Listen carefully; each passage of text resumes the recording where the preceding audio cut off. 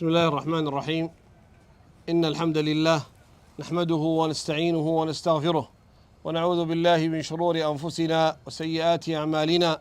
من يهده الله فلا مضل له ومن يضلل فلا هادي له، وأشهد أن لا إله إلا الله وحده لا شريك له، وأشهد أن نبينا محمدا عبد الله ورسوله صلى الله عليه وعلى آله وصحبه وسلم تسليما كثيرا. الحمد لله الذي يسر لنا هذا اللقاء، أسأله تبارك وتعالى أن يجعله لقاء نافعا ومباركا. فأهلا وسهلا ومرحبا بكم أيها الإخوة الزائرون من أندونيسيا، فحياكم الله في طيبة الطيبة في مدينة النبي صلى الله عليه وسلم. Bismillah, alhamdulillah, salatu wassalamu ala rasulillah.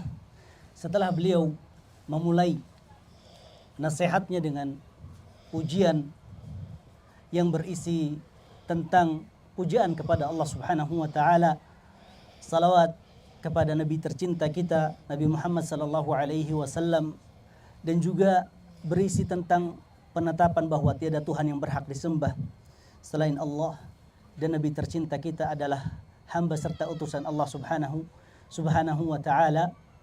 Kemudian beliau menyambut kita semua dan mengatakan, ahlan wa sahlan wa marhaban bikum, selamat datang wahai kaum muslimin dan muslimat, para pengunjung kota Nabi, yaitu Taibah ya.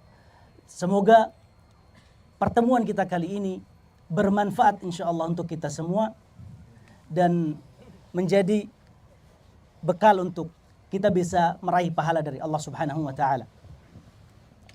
حديثي إليكم أيها الكرام عن دروس وعبر مستفادة من غزوة أحد. Insyaallah pembicaraan kita akan seputar tentang pelajaran penting yang kita bisa petik dari peperangan Uhud.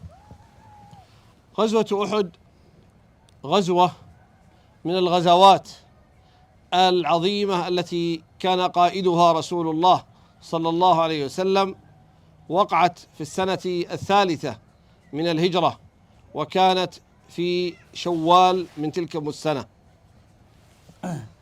Perang Uhud merupakan peperangan yang dipimpin langsung oleh baginda tercinta kita Nabi Muhammad sallallahu alaihi wasallam yang terjadi pada tahun kedua Hijriyah, tepatnya di bulan Syawal. غزوة أحد غزوة لها شاهدها، كل من جاء إلى المدينة النبوية ينظر إلى هذا الجبل العظيم الذي قال عنه صلى الله عليه وسلم: جبل أحد جبل يحبنا ونحبه. فهذه المعركة نسبت إلى هذا الجبل العظيم، فكل من يأتي إلى المدينة من الزوار يتذكر هذه المعركة، لأن هذا الجبل جبل عظيم شاهق يراه كل من يأتي إلى المدينة. Perang Uhud ada saksi bisu yang menetapkan akan terjadinya peperangan tersebut di masa Rasulullah sallallahu alaihi wasallam.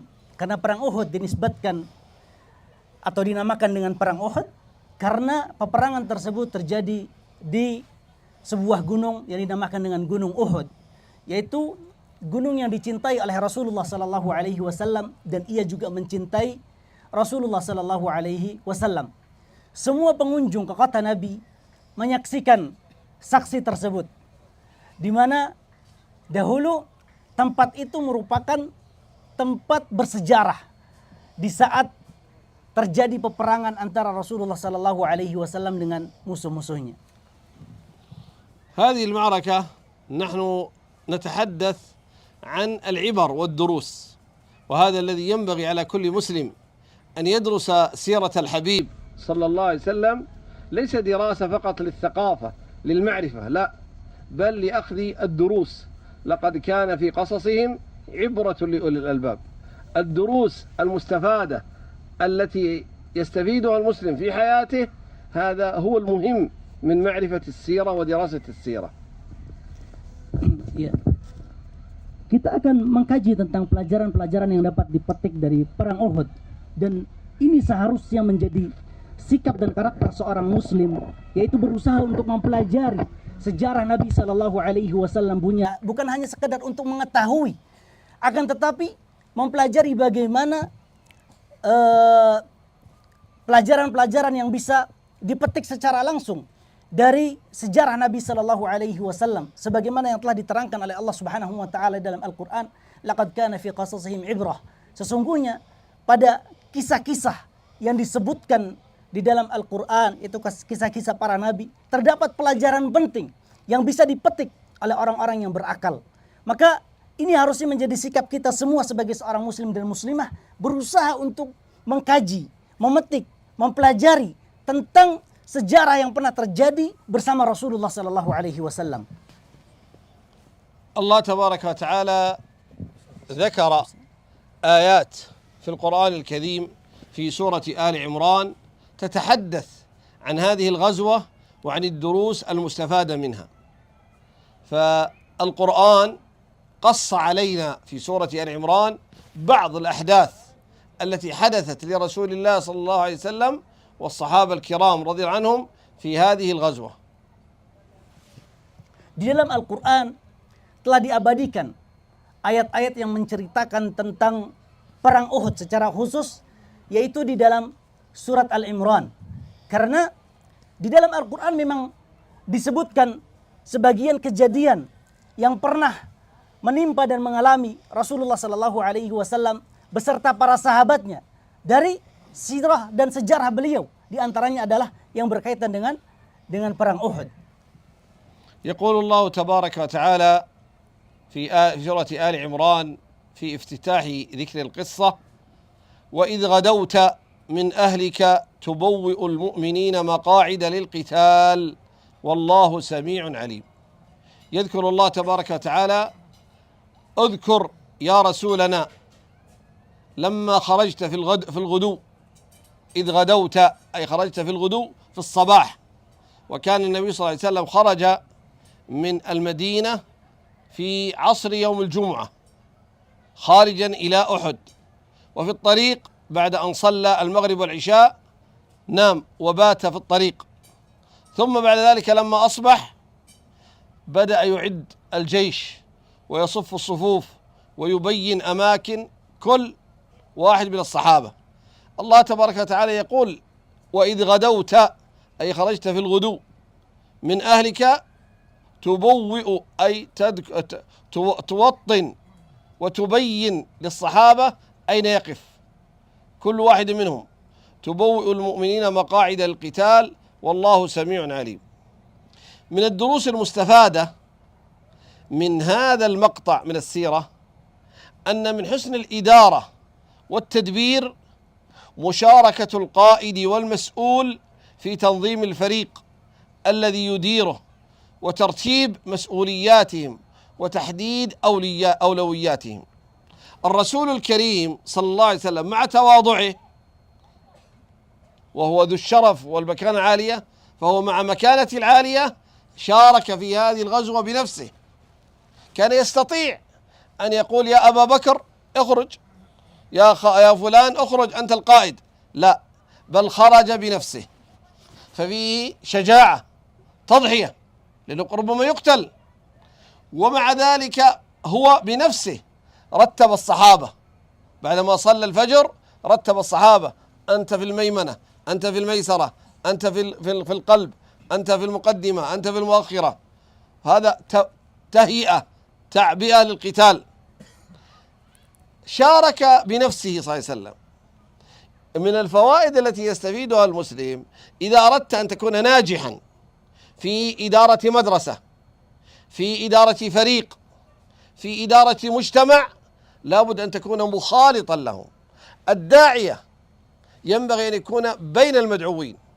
النبي صلى الله عليه وسلم من حسن إدارته وترتيبه شاركهم، وهذا يدل على أنه قائد ناجح. القائد المسؤول المدير الذي يجلس بعيد عن الفريق، عن الطلاب، عن المدعوين، هذا ليس ناجح. الناجح هو الذي يخالط، يشاركهم في كل صغير وكبير ليعرف ماذا يريدون، ماذا يحتاجون، حتى يعني يعالج كل مشكلة في وقتها. فهذا درس عملي مهم نأخذه من قول الله تبارك وتعالى لنبيه: وإذ غدوت من أهلك لماذا خرجت؟ تبوئ المؤمنين مقاعد للقتال. وكان يستطيع أن يقول: يا عمر يا بكر افعل ذلك. تفضل. Di dalam permulaan yang menceritakan tentang perang Uhud, ya. Di sini Allah Subhanahu wa taala mengatakan, wa idh ghadawta min ahlika. Ingatlah wahai Nabi Muhammad, ketika engkau keluar di waktu hudu, di waktu pagi. Untuk apa? Untuk menempatkan pasukan tentara-tentara kaum mukminin untuk berperang. Nabi Muhammad sallallahu alaihi wasallam ketika ingin berperang bersama para musuhnya, itu beliau keluar dari kota Madinah pada waktu asar di hari Jumat. Ketika di tengah perjalanan, beliau sempat bermalam dan melaksanakan salat maghrib dan isya di perjalanan. Tapi setelah itu, tatkala memasuki waktu subuh, beliau sudah siap siaga menempatkan pasukan dan bala tentaranya di tempat-tempat strategis, menentukan siapa yang mengomandoi pasukan ini, siapa yang ditempatkan di sebelah kanan, yang ditempatkan di sebelah kiri, di tengah, di belakang, di depan. Rasulullah Sallallahu Alaihi Wasallam memimpin peperangan ini langsung sendiri. Beliau tidak mengutus utusan untuk menjadi pemimpin dalam peperangan ini. Kata beliau, hafizahullah taala, di sini terdapat satu pelajaran penting bagi seorang pemimpin, seorang dai, seorang manajer, seorang direktur. Jika seandainya program dan proyeknya ingin berhasil, maka dia harus terjun, dia harus turun tangan. Dia tidak mengutus utusan, dia langsung berada di tengah-tengah bawahannya, seorang dai bersama masyarakatnya, bersama orang-orang yang didakwahinya. Begitu juga seorang manajer bersama bawahannya, langsung menentukan tugas-tugas mereka, mengetahui apa yang dibutuhkan oleh mereka. Dan ini yang dilakukan oleh Rasulullah Sallallahu Alaihi Wasallam. Padahal beliau mampu mengutus seorang utusan untuk apa? Untuk memimpin langsung peperangan Uhud. Kenapa? Karena boleh jadi ketika Rasulullah Sallallahu Alaihi Wasallam turun tangan, beliau akan terbunuh. Tapi itu tadi tidak dipilih oleh Rasulullah Sallallahu Alaihi Wasallam. Beliau lebih memilih untuk apa? Untuk langsung mengakomodir peperangan tersebut.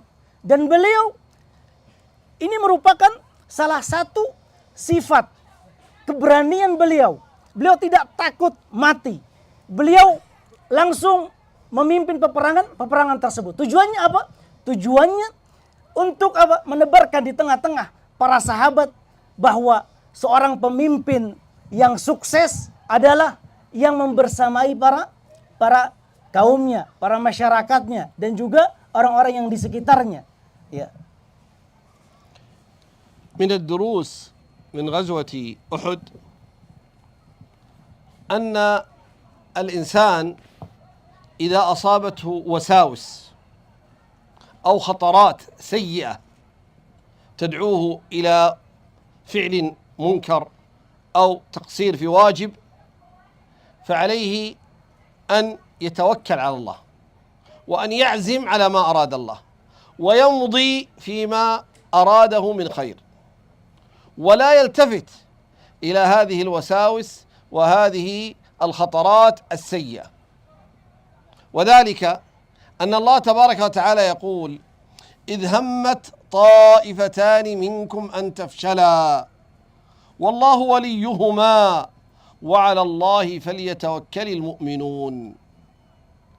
لما خرج النبي صلى الله عليه وسلم من المدينة ومعه من معه من الصحابة، جاء عبد الله بن أبي بن سلول رأس المنافقين فحاول أن يخذل وأن يسترجع بعض من كان مع النبي عليه الصلاة والسلام، فبدأ يقول لهم: ارجعوا لا تخرجوا إلى القتال.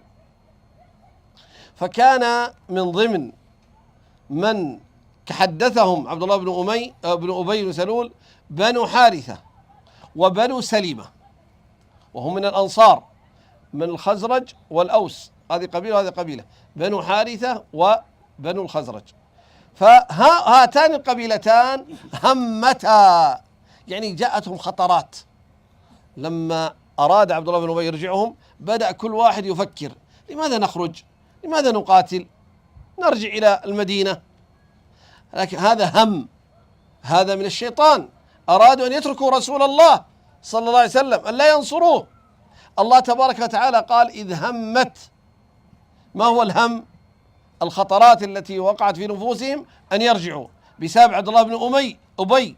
قال: إذ هم الطائفتان منكم أن تفشلا. والفشل هو ضعف مع جبن، يضعف الإنسان عن فعل شيء ويجبن. لكن الله تبارك وتعالى بفضله ثبت هاتين القبيلتين، والله وليهما. الله هو الذي ثبت هاتين القبيلتين، فلم يستمعوا إلى كلام عبد الله بن أبي ومضوا مع رسول الله صلى الله عليه وسلم. وقال الله: وعلى الله فليتوكل المؤمنون. هذا العلاج. إذا أردت خيرا، أردت أن تأتي إلى عمرة، أردت أن تذهب إلى درس، إلى محاضرة، أردت أن تذهب إلى الصلاة، فجاءك الشيطان وبدأ يخذلك، والخطرات والوساوس: المسجد بعيد، الجو بارد، الأمطار، أنا أحس بضعف، أنا مريض. هذه خطرات تريد أن تحول بينك وبين الطاعة. كيف تدفعها؟ بالتوكل على الله. وعلى الله فليتوكل. توكل على الله، اعزم، قل توكلت على الله، الله هو الذي يعينني، هو الذي يحفظني. نعم، الجو بارد، الله يعينني، المسجد بعيد، الله يعينني، توكلت على الله. ولذلك كان من الدعاء إذا خرجت من منزلك تقول: بسم الله توكلت على الله ولا حول ولا قوة إلا بالله. وكذلك: اللهم إني أعوذ بك أن أضل أو ضل أو أزل أو زل أو أظلم أو أظلم أو أجهل أو أجهل علي. هذا درس نستفيده مما يعين على صرف القلب عن الخطرات والهم بالسيئات. التوكل على الله تبارك وتعالى، بأن تعزم وتفوض أمرك إلى الله، والله تبارك وتعالى لن يقدر لك إلا خيرا، لأنك تريد الخير. كم من إنسان يريد أن يأتي إلى عمرة ثم يقول: العمرة يحتاج إلى فلوس، المكان بعيد، أنا في أندونيسيا، الوظيفة، الزوجة، الأولاد، كل هذا عوائق، فربما بعد ذلك ينصرف عن العمرة. لا، توكل على الله، بسم الله، الله خير حافظا وهو أرحم الراحمين، الله يحفظني ويحفظ ذريتي، الله ييسر أموري لأنني أردت خيرا. لا تركن إلى الخطرات، إلى الوساوس التي تعوق بينك وبين الخير. فالحمد لله الله ثبت بني حارثة بني سلمة، خرجوا مع النبي صلى الله عليه وسلم. ولو أطاعوا عبد الله بن أبي، لو أطاعوه حينئذ يكونون فشلوا، وحينئذ تركوا نصرة الرسول عليه الصلاة والسلام. نعم. Di antara pelajaran yang dapat kita petik dari perang Uhud yang disebutkan atau diabadikan oleh Allah Subhanahu wa taala dalam Al-Qur'an adalah sebuah solusi. Tatkala seseorang mendapati bisikan-bisikan buruk untuk mengerjakan ketaatan ataupun meninggalkan kemaksiatan, maka solusi yang diberikan oleh Allah Subhanahu wa taala di dalam Al-Quran berkaitan dengan perang Uhud adalah bertawakal kepada Allah Azza wa Jal. Coba perhatikan. Di dalam ayat berikutnya Allah Subhanahu wa taala menceritakan idh hammat ta'ifatani minkum an tafshala. Tatkala dua kelompok dari kalian, dari kalangan kaum muslimin itu hendak menempuh satu perjalanan yang gagal, satu usaha, satu upaya yang gagal. Karena jemaah sekalian yang dimuliakan Allah Subhanahu wa taala, ketika di peperangan Uhud, tatkala pasukan kaum muslimin telah berkumpul, ada sekelompok orang yang berusaha untuk mempengaruhi terjadinya peperangan tersebut. Di antara pimpinannya adalah Abdullah bin Ubay bin Salul. Dia mempengaruhi sekelompok kaum muslimin untuk tidak ikut berperang bersama Rasulullah sallallahu alaihi wasallam. Dan kedua kelompok ini yang disebutkan oleh Allah Subhanahu wa taala dalam Al-Qur'an adalah Banu Harithah dan Banu Salimah. Dua-duanya ini satu dari suku Aus dan satu lagi dari suku Khazraj. Abdullah bin Ubay bin Salul mempengaruhi dua kelompok tersebut untuk tidak ikut berperang bersama Rasulullah sallallahu alaihi wasallam dengan bisikan-bisikan yang dicetuskan oleh Abdullah bin Ubay bin Salul. Akan tetapi apa? Akan tetapi Allah Subhanahu wa taala menolong mereka. Allah Subhanahu wa taala yang meneguhkan hati mereka. Akhirnya hati mereka merasa tegar untuk tetap ikut bersama Rasulullah sallallahu alaihi wasallam. Karena apabila mereka mengikuti Abdullah bin Ubay bin Salul dan meninggalkan Rasulullah sallallahu alaihi wasallam, maka mereka telah gagal. Dan yang disebut kata fasyal di dalam Al-Qur'an maksudnya adalah sifat lemah dan pengecut. Maka tatkala kedua kelompok ini tidak diteguhkan hatinya oleh Allah Subhanahu wa taala, maka dia terjatuh dalam sifat lemah dan pengecut dan dia telah gagal meninggalkan ketaatan terhadap Rasulullah sallallahu alaihi wasallam. Maka di sini adalah satu pelajaran penting. Tatkala seseorang hendak menjalankan satu kebaikan, satu ketaatan, baik itu mengikuti kajian, menghadiri majelis ilmu, atau misalkan untuk melaksanakan ibadah umrah, pastinya tidak lepas dari bisikan-bisikan. Nanti harta kita berkurang, atau ingin misalkan mendatangi masjid, hujan, atau misalkan saya sedang sakit. Maka di sini ada solusi. Pelajaran menarik, penting dari Allah Subhanahu wa taala. Tatkala seseorang hendak melaksanakan ketaatan kepada Allah, kemudian datang bisikan-bisikan yang mengajak jiwa ini untuk meninggalkan ketaatan tersebut, maka jangan pernah ikuti bisikan tersebut dan hendaknya kita bertawakal kepada Allah Subhanahu wa taala dan tetap melaksanakan niat baik yang kita ingin kerjakan. Teman-teman sekalian dimuliakan Allah, di antara doa yang diajarkan oleh baginda Nabi sallallahu alaihi wasallam tatkala keluar rumah adalah Bismillah tawakkaltu 'ala Allah la haula wala quwwata illa billah. Dengan menyebut nama Allah kita bertawakal. Saya bertawakal kepada Allah, tiada daya dan upaya melainkan datangnya dari Allah Subhanahu wa taala. Dan di antara doa lain, Allahumma inni a'udzubika an adilla au udhal au azilla au azil au azilla au uzal au adlima au udlam au ajala au jala alai. Banyak doa yang diajarkan oleh Rasulullah sallallahu alaihi wasallam kepada kita untuk apa? Untuk tetap fokus menjalankan kebaikan dan tidak mengindahkan bisikan-bisikan yang mempengaruhi kita dari melaksanakan kebaikan tersebut. Contoh yang lain yang disebutkan oleh beliau hafizallahu taala adalah dalam pelaksanaan ibadah umrah misalkan. Tidak jarang di antara kaum muslimin yang menghentikan semangat mereka untuk melaksanakan ibadah umrah apa? Takut hartanya berkurang, tidak tega untuk meninggalkan anak-anak. Harusnya apa? Dia memantapkan hatinya, menegarkan hatinya, dan dia perlu mengingat bahwasanya Allah Subhanahu wa taala yang akan menolong kita. Allah Subhanahu wa taala yang akan menjaga keluarga dan anak-anak kita. Sebagaimana Allah Subhanahu wa taala yang memberikan harta dan rezeki kepada kita. Maka sikap kita sebagai seorang muslim dan muslimah tegar. Tawakal kepada Allah, jalani, bismillah. Maka itu adalah solusi yang diberikan oleh Allah Subhanahu wa taala dalam kisah dari perjalanan baginda Nabi sallallahu alaihi wasallam bersama para sahabatnya tatkala ingin berperang bersama para musuh-musuhnya.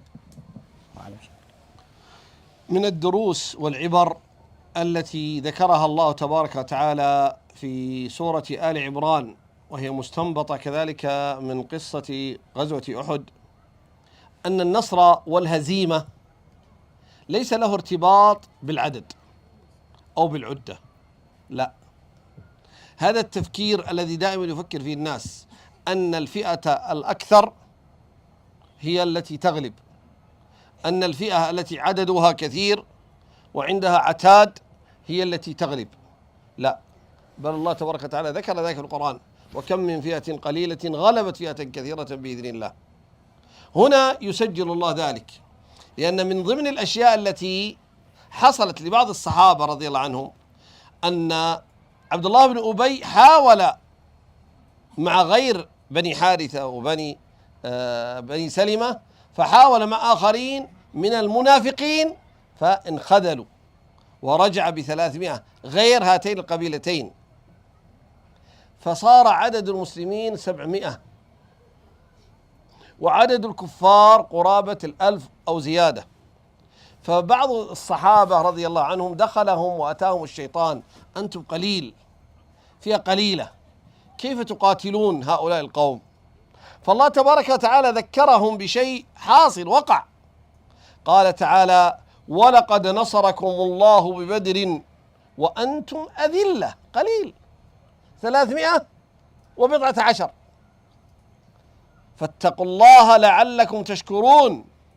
ليست القضية قضية عدد أو عدة. قبل سنوات أو قبل سنتين أنتم في بدر 319 وغلبتم وفزتم على قريش وكانت قرابة 1000. كذلك في أحد. لا تستصغروا أمركم أو تضعفوا لأن عددكم 700 أمام 1000. الله نصركم ببدر وأنتم أذلة، إذن ينصركم في أحد. لكن العبرة فاتقوا الله لعلكم تشكرون. بالتقوى ينصركم الله، بالتقوى ينزل لكم الملائكة كما قاتلت ببدر وأنزل الله الملائكة قاتلت مع رسول الله صلى الله عليه وسلم في أحد. ينزل لكم مدد من السماء. لستم بحاجة إلى جيوش أرضية، إلى مدد أرضي. يأتيكم مدد من السماء، ملائكة تقاتل. متى؟ إذا اتقيتم الله. إن تنصروا الله ينصركم ويثبت أقدامكم. إذن من الدروس المهمة أيها المسلم، تريد أن تدخل في قتال وجهاد، أول شيء جاهد نفسك بالتقوى. فإذا ما كنت من المتقين، من المصلين، من أهل التوحيد، من أهل العبادة، من أهل السنة، سينصرك الله كما نصر رسوله في بدر وكما نصر رسوله في مواطن متعددة. فاتقوا الله. ما الذي يعين على التقوى؟ قال لعلكم تشكرون. اشكر الله تبارك وتعالى، تذكر نعمة الله عليك وما أمدك من نعم لتشكره. هذه تعينك على التقوى. إذا وجدت نفسك مقصر في حق الله تفكر في آلاء الله عليك وما من الله تبارك وتعالى بعليك من النعم. هذا يقربك إلى الطريق الصحيح، إلى أن تسلك سبيل المتقين. أكثر الضالين نسوا نعمة الله. الذين لم يتقوا الله والذين خرجوا عن الطريق الصحيح في الحقيقة أنه ما تذكر نعمة الله، ما تذكر أن هذا البدن أوجده الله، هذه الصحة مد الله تبارك وتعالى بها، هذا الأمن، هذا الأمان أوجده الله. لو كنا نتذكر لا كان ذلك مدعاة إلى الشكر، إلى التقوى. هذا الذي ذكره الله في هذه الآية: ولقد نصركم الله ببدر وأنتم أذلة. تذكير للصحابة، لا تخافوا من قلة العدد، بل الأمر فاتقوا الله. وكيف تحصل على التقوى؟ لعلكم تشكرون. Masya Allah. Kemudian pelajaran berikutnya yang disebutkan oleh Allah Subhanahu wa taala pada ayat selanjutnya, bahwa terkadang sebagian orang berpikir bahwa kemenangan dan kekalahan itu memiliki ikatan erat dengan jumlah dan perlengkapan. Padahal tidak demikian. Prakteknya, contohnya tidak demikian. Sebagaimana yang disebutkan oleh Allah Subhanahu wa taala dalam perang Uhud, bahwa di situ ada campur tangan Allah Subhanahu wa taala. Coba ingat teman-teman sekalian yang dimuliakan Allah Subhanahu wa taala. Abdullah bin Ubay, tatkala usahanya, dia melihat upayanya tidak berhasil untuk mempengaruhi Banu Salimah dan Banu Harithah, dia berusaha untuk mempengaruhi sekelompok orang yang ada di dalam pasukan Rasulullah sallallahu alaihi wasallam hingga keluar dari bala tentara Rasulullah 300 orang. Dan pada akhirnya apa? Jumlah tentara Rasulullah hanya 700 melawan beberapa ribu dari kalangan kaum kufar Quraisy. Dan Allah Subhanahu wa taala ingin mengingatkan poin ini. Allah Subhanahu wa taala ingin memantapkan hati para sahabat Nabi sallallahu alaihi wasallam. Allah mengatakan, "Walaqad nasarakumullahu bi Badri wa antum adhillah." Allah mengingatkan para sahabatnya, ingatlah bahwa Allah Subhanahu wa taala telah menolong kalian dalam peperangan Badar yang terjadi beberapa tahun sebelumnya. Sementara jumlah kalian itu lebih sedikit. Tentara kaum muslimin pada waktu itu 300 belasan. melawan sekitar 1.000 dari orang-orang kufar Quraisy. Jumlah mereka sedikit, perlengkapan mereka sangat jauh dari batas sempurna. Akan tetapi Allah Subhanahu wa taala menolong mereka. Maka apabila Allah Subhanahu wa taala mampu menolong kalian di peperangan Badar yang jumlah kalian ketika itu sangat sedikit, perlengkapan yang jauh dari batas maksimal, maka Allah Maha mampu untuk memberikan kemenangan untuk kalian di perang Uhud. Tapi apa intinya? Apa yang bisa memenangkan mereka? Kata Allah Subhanahu wa taala, fattaqullah. Poinnya adalah kita diminta untuk bertakwa kepada Allah. Para sahabat semuanya diminta untuk bertakwa kepada Allah agar Allah Subhanahu wa taala menurunkan bantuan dan pertolongannya untuk kaum muslimin. Allah Subhanahu wa taala tidak tinggal diam. Allah Subhanahu wa taala akan menurunkan pasukan dari kalangan para malaikat yang akan menolong tentara-tentara kaum muslimin. Dengan catatan apabila mereka bertakwa kepada Allah Subhanahu wa taala. Dalam ayat yang lain ditegaskan, in tansurullaha yansurkum wa yutsabbit aqdamakum. Kalau seandainya kalian menolong agama Allah, maka Allah Subhanahu wa taala akan menolong kalian dan menetapkan langkah kalian di atas ketaatan kepadanya. Teman-teman sekalian yang dimuliakan Allah Subhanahu wa taala, bertakwa kepada Allah adalah satu tujuan. Sarana yang mengantarkan kita kepada tujuan tersebut adalah bersyukur atas kenikmatan-kenikmatan yang Allah Subhanahu wa taala berikan. La'allakum tashkurun, kata Allah di dalam penghujung ayat ini. Kata Allah Subhanahu wa taala seakan-akan ingin mengajarkan kepada kita, apabila kalian ingin bertakwa kepada Allah, maka hendaknya kalian bersyukur atas kenikmatan-kenikmatan yang Allah berikan kepada kalian. Tatkala kita mengingat bahwa kenikmatan yang Allah Subhanahu wa taala berikan kepada kita datangnya dari Allah, maka kita akan malu untuk tidak menjalankan ketaatan kepada Allah atau bermaksiat kepada Allah Subhanahu wa taala. Maka di sini satu pengingat untuk para sahabat. Apabila kalian mengingat bagaimana kenikmatan yang Allah berikan di perang Badar, maka kalian akan semakin menggantungkan hati dan diri kalian kepada Allah Subhanahu wa taala, yang kemudian imbasnya apa? Kalian bertakwa kepada Allah. Dan hasilnya Allah Subhanahu wa taala menurunkan bala tentaranya dari kalangan para malaikatnya. Maka teman-teman sekalian yang dimuliakan Allah Subhanahu wa taala, ini adalah satu pelajaran yang sangat penting sekali. Assalamualaikum.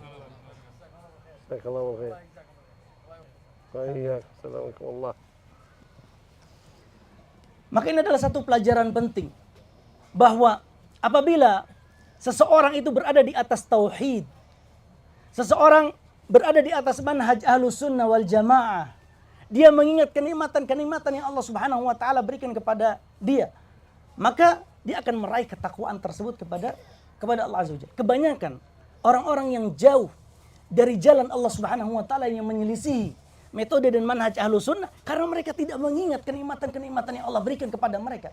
Mereka tidak mengingat bahwasanya badan yang mereka rasakan, kesehatan yang mereka rasakan itu datangnya dari Allah Subhanahu wa taala. Keamanan. Bagaimana Allah Subhanahu wa taala memberikan nikmat keamanan dan kebahagiaan yang mereka rasakan. Apabila mereka mengingat kenikmatan-kenikmatan tersebut, niscaya mereka tidak akan jauh dari jalan yang Allah Subhanahu wa taala telah tentukan, yaitu jalan yang lurus.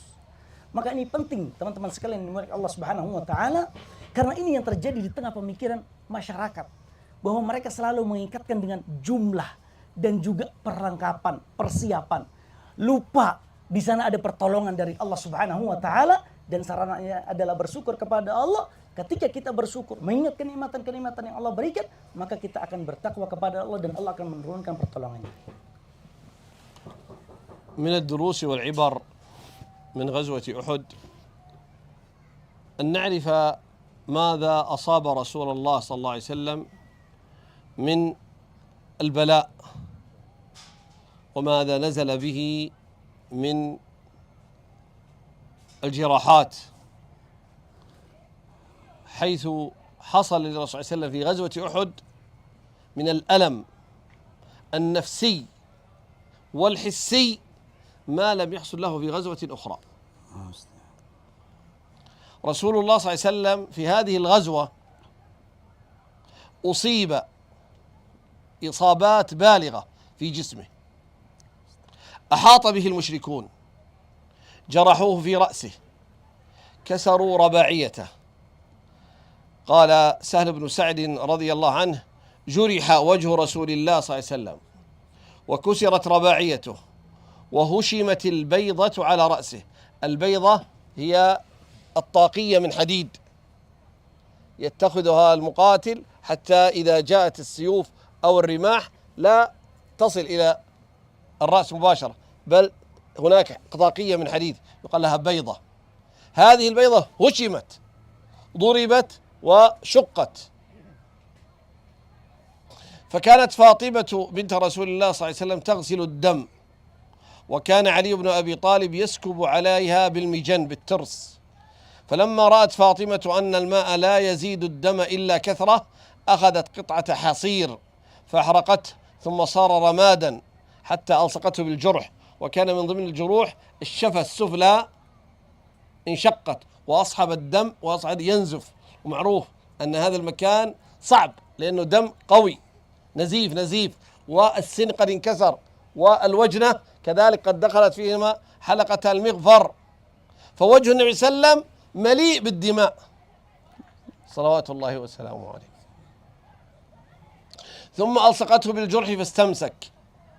وعن أنس رضي الله عنه قال: كسرت رباعيته يوم أحد وشج في رأسه، فجعل يسلت الدم عنه ويقول: كيف يفرح قوم شجوا نبيهم وكسروا رباعيته وهو يدعوهم إلى الله فأنزل الله: ليس لك من الأمر شيء. بعد هذا كله الله يقول له: ليس لك من الأمر شيء. وعن أبي هريرة رضي الله عنه قال رسول الله صلى الله عليه وسلم: اشتد غضب الله على قوم فعلوا بنبيه، يشير إلى رباعيته. اشتد غضب الله على رجل يقتله رسول الله صلى الله عليه وسلم في سبيله، لأنهم حاولوا قتله أكثر من مرة، ولكن الصحابة أبلغوا بلاء حسنا وضحوا بأنفسهم دفاعا عن رسول الله صلى الله عليه وسلم.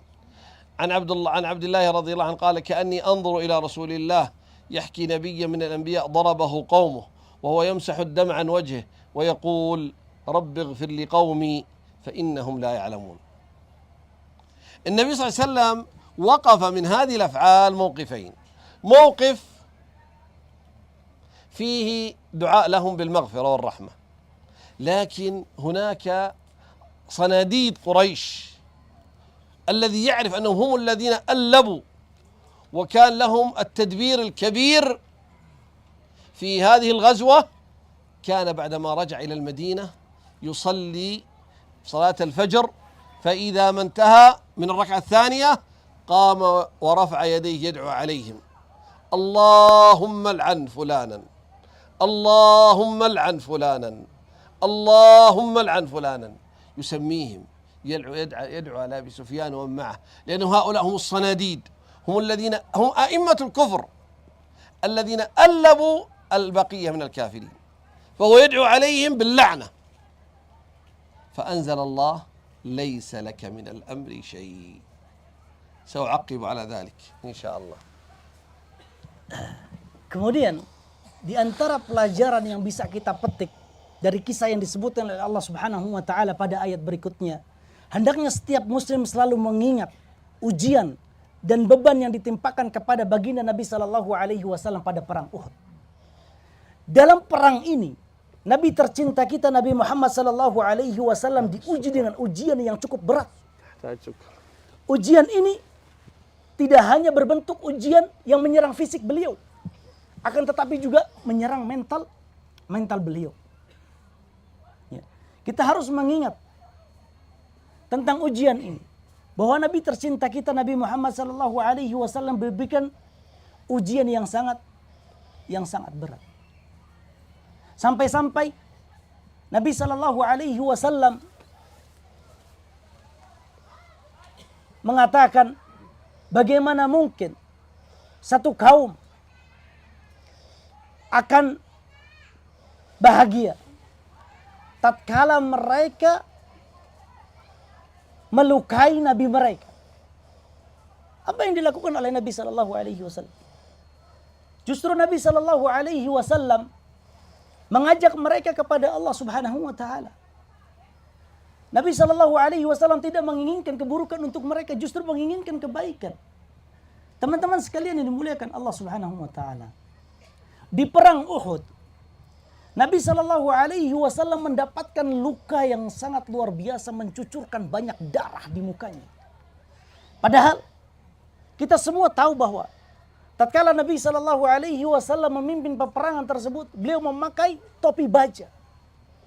Tapi topi baja tersebut juga hancur, terkena panah. Sehingga apa? Sehingga panah atau busur panah itu sampai ke dua pipi Rasulullah SAW. Dan gigi geraham beliau juga terkena luka. Begitu banyak darah dari muka Nabi tercinta kita, Nabi Muhammad SAW. Fatimah radhiyallahu anha, putri Nabi SAW, tidak henti-hentinya terus mengusap darah dari muka baginda Nabi SAW. Dan suaminya Ali bin Abi Thalib menuangkan air. Tatkala keduanya menyadari bahwa darah justru terus semakin mengalir, akhirnya tuangan air tersebut dihentikan oleh Ali bin Abi Thalib. Kemudian luka yang mengenai bibi Rasulullah SAW itu ya, diletakkan sesuatu sehingga tidak mengeluarkan lagi darah. Intinya teman-teman sekalian yang dimuliakan Allah Subhanahu wa taala, ujian yang sangat berat menimpa Rasulullah SAW, dan ini kita harus selalu mengingat tatkala kita diuji oleh Allah. Apabila kita sebagai seorang manusia biasa diuji oleh Allah, maka ingat Nabi tercinta kita mengajak kaumnya untuk berdakwah, masuk ke dalam agama Allah, tapi mereka justru malah melukai baginda Nabi SAW. Maka insya Allah dengan kita mengingat ujian-ujian yang menimpa Rasulullah SAW akan terasa ringan ujian yang menimpa kita. Dan Rasulullah SAW ini menempuh dua cara dalam menghadapi musuh-musuhnya di peperangan Uhud. Ya. Di satu sisi Nabi SAW pernah suatu saat menceritakan tentang kejadian tersebut. Tapi di situ tidak menyebutkan nama beliau, seakan-akan beliau sedang menyebutkan nabi yang lain. Beliau mengatakan, ya, menceritakan tentang kejadian yang dialami oleh beliau di saat perang Uhud. Tapi setelah itu semua diungkapkan oleh Rasulullah SAW, luka yang menimpa beliau. Apa yang dikatakan oleh Allah Subhanahu wa taala? Kata Allah, "Laisa laka minal amri syai'." Sesungguhnya engkau tidak memiliki apapun. Kebijakan dan hidayah itu hanya ada di tangan Allah Subhanahu wa taala. Pengorbanan yang telah dikerahkan oleh Nabi SAW belum menghasilkan. Dan ketika Nabi SAW mengutarakan ujiannya, justru Allah Subhanahu wa taala menegur Nabi SAW untuk tetap tabah dan mengingat bahwa yang berhak mengatur semuanya ini adalah Allah Subhanahu wa taala. Kemudian cara yang kedua adalah Rasulullah SAW mendoakan pemimpin-pemimpin kaum kufar yang memang mereka mengerahkan pasukan dari kalangan kufar Quraisy untuk menyerang Rasulullah SAW. Nabi mendoakan pemimpin-pemimpin tersebut tatkala beliau melaksanakan salat. Beliau mengangkatkan tangannya, Allahumma la'an fulan, Allahumma la'an fulan. Beliau menyebut nama.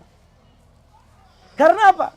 Karena memang yang didoakan keburukan dan dilaknat oleh Rasulullah SAW dalam sholatnya ini adalah pimpinan-pimpinan yang mengerahkan orang-orang kufar lainnya untuk menyerang Rasulullah SAW. Ya, yang ketika itu diakomodir oleh Abu Sufyan. Ya, ini yang ditempuh oleh baginda Nabi tercinta kita, Nabi Muhammad SAW. يقول الله تبارك وتعالى لنبيه في هذا الشأن: ليس لك من الأمر شيء أو يتوب عليهم أو يعذبهم فإنهم ظالمون. يقول الإمام ابن جرير رحمه الله: المعنى: ليس إليك يا محمد من أمر خلقي إلا أن تنفذ فيهم أمري وتنتهي فيهم إلى طاعتي وإنما أمرهم إلي والقضاء فيهم بيدي دون غيري أقضي فيهم وأحكم بالذي أشاء من التوبة على من كفر بي وعصاني وخالف أمري أو العذاب في عاجل الدنيا بالقتل والنقم المبيرة، وأما في آجل الآخرة بما أعددت لأهل الكفر بي.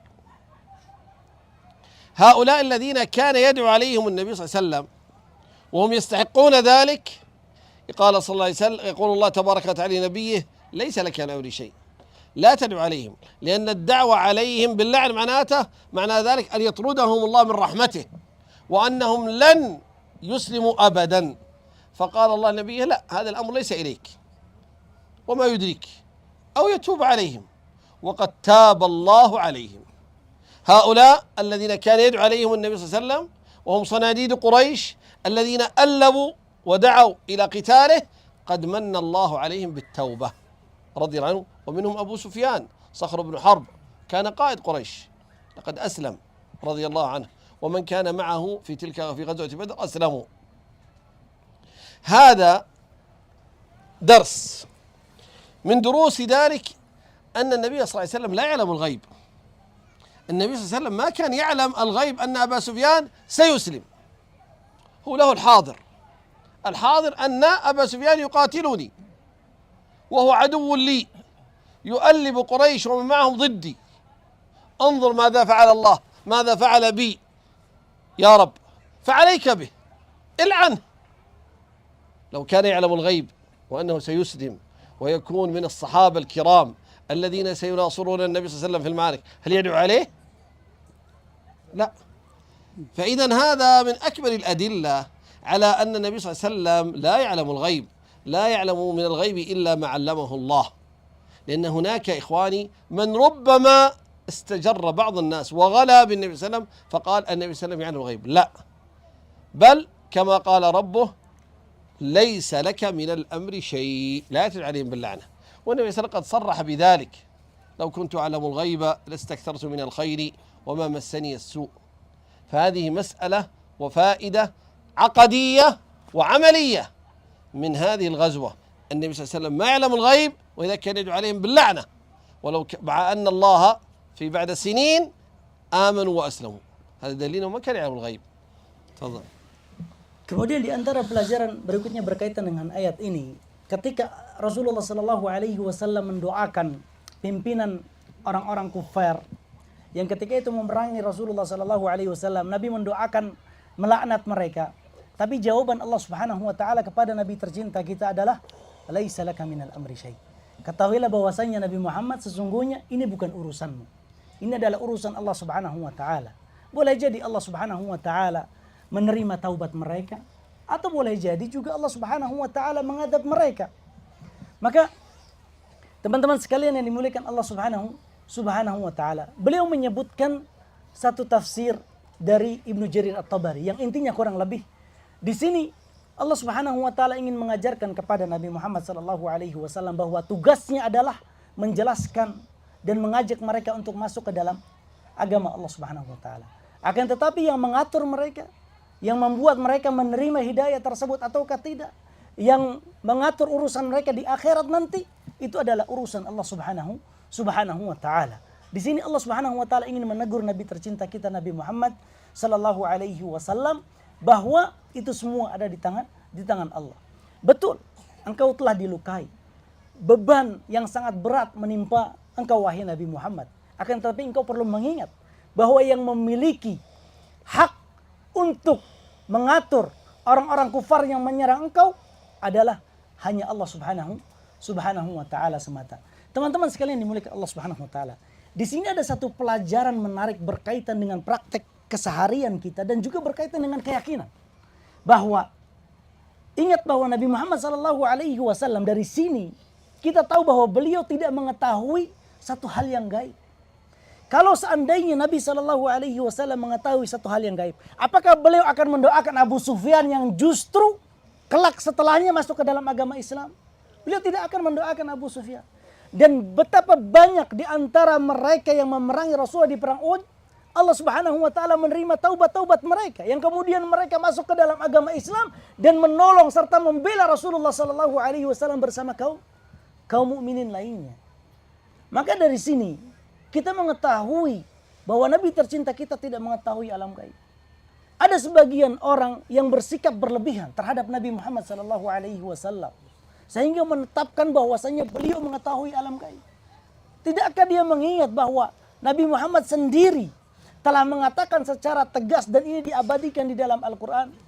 Kalau seandainya aku mengetahui satu hal yang gaib, niscaya aku akan memperbanyak amal soleh dan tidak akan ada sesuatu apapun yang menimpaku dari keburukan. Tapi keburukan itu menimpa Nabi SAW. Setidaknya ini menjadi dalil, petunjuk bagi kita bahwa Nabi tercinta kita itu tidak mengetahui alam gaib. Yang mengetahui sesuatu hal yang gaib adalah hanya Allah Subhanahu wa taala semata. في هذا المضمار وهذا المسألة كذلك مسألة أخرى تتعلق بالنبي الكريم صلوات الله وسلامه عليه. كل مسلم يعلم أن رسول الله محمد بن عبد الله النبي الهاشمي هو أفضل الأنبياء وسيد المرسلين، ختم الله به الرسالات، أنزل عليه أفضل كتاب وجعله هو الشافع المشفع يوم القيامة، فلا أفضل ولا أكمل من رسول الله صلى الله عليه وسلم. هذه عقيدة نعتقدها نحن المسلمون. لكن هناك من غلا وتجاوز الحد فادعى في رسول الله صلى الله عليه وسلم ما لا ينبغي، والنبي صلى الله عليه وسلم قد حذر من هذا وقال إياكم والغلو فإنما هلك من كان قبلكم الغلو في الدين، وقال إنما أنا عبد الله ورسوله فقولوا عبد الله ورسوله.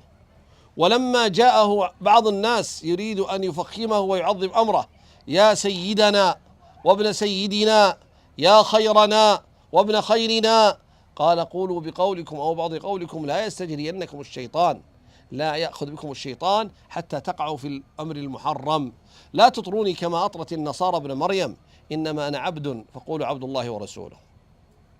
رسول الله صلى الله عليه وسلم مع المقام العظيم الشريف الذي بوأه الله، إلا أنه كذلك عبد لا يعبد، بل له خصائص الرسالة. أما أن يعطى خصائص الألوهية لا. يزعم بعض الناس أن هذا من محبة رسول الله صلى الله عليه وسلم، لا. من أين أخذنا هذا؟ من غزوة أحد. ما حصل للنبي الكريم صلوات الله وسلامه عليه من هذا الأذى يدل على أنه بشر. لو كان له من الأمر شيء لصد هذه الأمور عن نفسه، ولما استطاع الكفار أن يؤذوه، أن ينالوه بأذى، لأنه عنده صفات تقيه وتمنعه من صفات البشرية. فما حصل على النبي الكريم من أذى، من شج، من جراحات، تدل على أنه بشر، ولذلك يصاب بما تصاب به البشرية، فقد يحاول قتله، قد يجرح، يسيل الدم منه، أعداؤه ربما ينتصرون عليه أو يغلبونه في بعض الأحيان، كل هذا وقع. فالذي يتجاوز في حد النبي صلى الله عليه وسلم يقال له اقرأ غزوة أحد، اقرأ ما حصل للنبي صلى الله عليه وسلم من ابتلاء في غزوة أحد.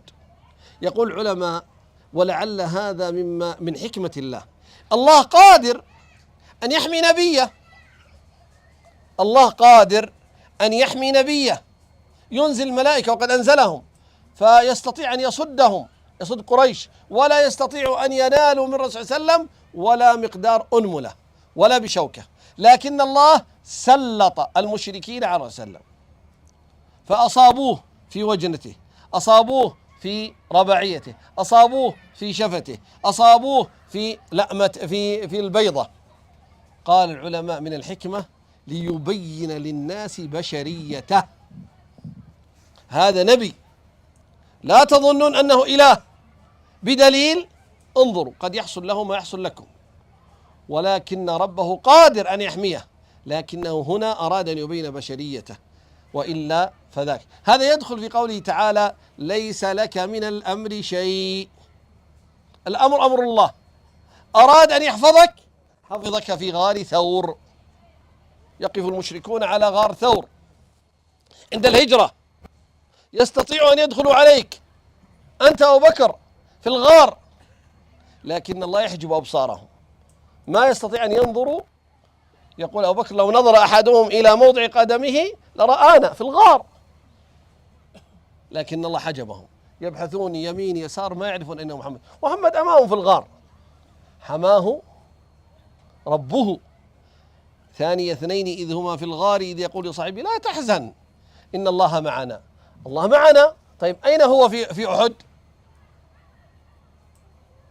الله معه، لكن لحكمة، ومن تلك الحكم أراد أن يثبت بشريته، لا تغلو بالرسول صلى الله عليه وسلم، هو رسول الله، هو نبي الله، هو خليل الله، هو حبيب الله، لكن لا ترفعوه فوق منزلته التي أنزلها الله. ليس لك من الأمر شيء، هو واسطة بيننا وبين الله في تبليغ الدين، لكن ليس واسطة بيننا وبين الله في العبادة لرب العالمين. فهمتم؟ هو واسطة يبلغنا عن الله أحكامه، لكن ليس واسطة أن يكون بيننا وبين الله في العبادة. فلا نطلب منه شيئا من العبادة، لا ندعوه، لا نستغيث به، لا نتوسل به، لا، إنما نعرف حقه ومقامه ولا نغلو به. من أين أخذنا؟ ليس لك من الأمر شيء. تفضل.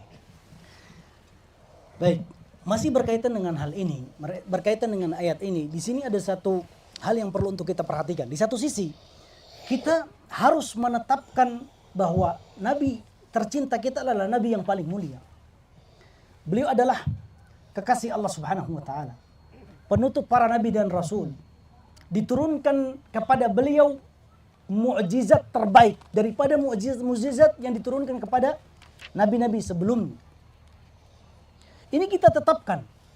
Dan Nabi tercinta kita disebutkan di dalam hadis-hadis bahwa beliau adalah satu-satunya Nabi yang nanti akan memberikan syafaat, ya, yang menjadi penentu syafaat beliau antara hamba-hamba Allah Subhanahu wa taala dengan Allah Subhanahu wa taala pada hari kiamat kelak.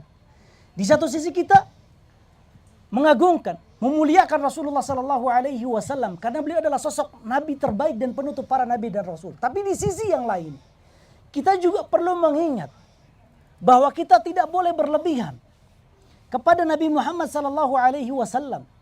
Nabi Muhammad ditugaskan oleh Allah Subhanahu wa taala untuk menyampaikan agama dari Allah Subhanahu wa taala kepada kita. Bukan tugas Nabi untuk menjadi perantara antara kita dengan Allah Subhanahu wa taala dalam beribadah, sehingga kita memberikan ibadah kita kepada Rasulullah, kemudian kita beristighatsah kepada Rasulullah sallallahu alaihi wasallam. Bukan itu tugas Rasulullah sallallahu alaihi wasallam. Tugas beliau adalah menyampaikan agama Allah Subhanahu wa taala kepada kita. Berkaitan dengan ibadah, maka kita diminta oleh Allah melalui lisan Rasulullah sallallahu alaihi wasallam untuk mengesahkan ibadah kita semata-mata hanya untuk Allah Subhanahu wa taala semata. Teman-teman sekalian yang dimuliakan Allah Subhanahu wa taala,